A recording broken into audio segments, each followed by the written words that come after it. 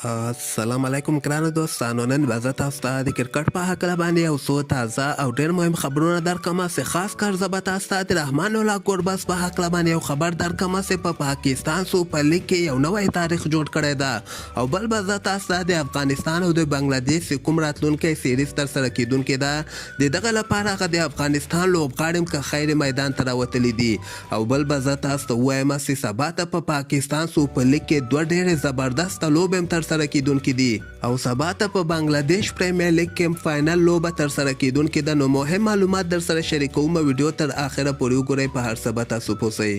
نو راځم اول زه تاسو ته وایم چې نن په پاکستان سوپر لیګ کې دغه څلوېښتمه لوبه چې کومه ترسره شوله پېښور زلمی اسلام آباد یونایټډ سره دغه لوبه ترسره کړله چې په دغه لوبه کې حضرت الله زازی یو ځل بیا ناکامه شوی ده. زازی په نن لوبه کې په 12 بالو باندې 13 رنزه ورکړي دي او خپله ویکټ یې له لاسه ورکړې ده. پېښور زلمی 200 رنزه ټارګټ اسلام آباد یونایټډ ته ورکړی خو خاص خبر پکې دغه و چې رحمان الله ګوربز 19 بالو باندې 40 رنزه کړي دي چې په دغه کې خو د ګوربز دغه ریکارډ چې کوم ده په 2 اورو کې 15 شپږیزې وهلې دي. اولنی انټرنیشنل لوبغاړی چې د پاکستان سوپر لیګ په اولني 2 اورو کې 15 شپږیزې وهلې دي. دغه لوبه کې ګوربز بیا 15 شپږیزې او 3 څلوریزې وهلې دي. 242 سټرایک ریټ باندې ګوربز اسلام آباد ته لوبه ترسره کړې ده. د ګوربز دوی ټیم بیا دغه لوبه نه ده ګټلې، یعنې 190 پورې دغه رنزونه رسولي دي او همدغسې ټول اورونه ختم شوي دي. پېښور زلمی په 10 رنزو باندې دغه لوبه ګټلې ده او دغه لوبه کې ظاهر خان پکتین هم ښه سخت ټکولی ده.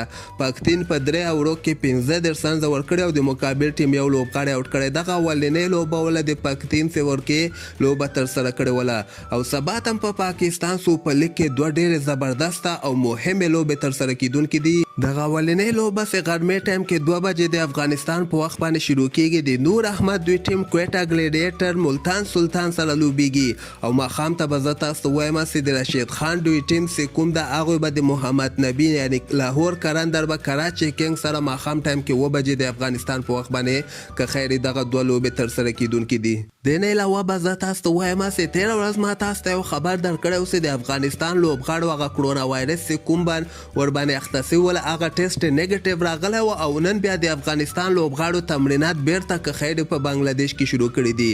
سبا ته امکان لري یوه پریکټیس لوب هم دوی خپل مابین کې ترسره کی او دغه نه وروسته که خیر دغه لوبغاړي وایي موږ پوره تیار یو او بنګلادیش ته پوره مکمل پلان نیولی ده چې څنګه موږ بنګلادیش ته ماتې ورکو. افغانستان به که خیر خپله اولنۍ 50 اوریزه لوبه د همدغه میاشتې د 20 تاریخ باندې که خیر په بنګلادیش سره ترسره کی او دغه لوبه به سهار ټایم کې 9:30 بجې د افغانستان په وخت باندې که خیر شروع کیږي.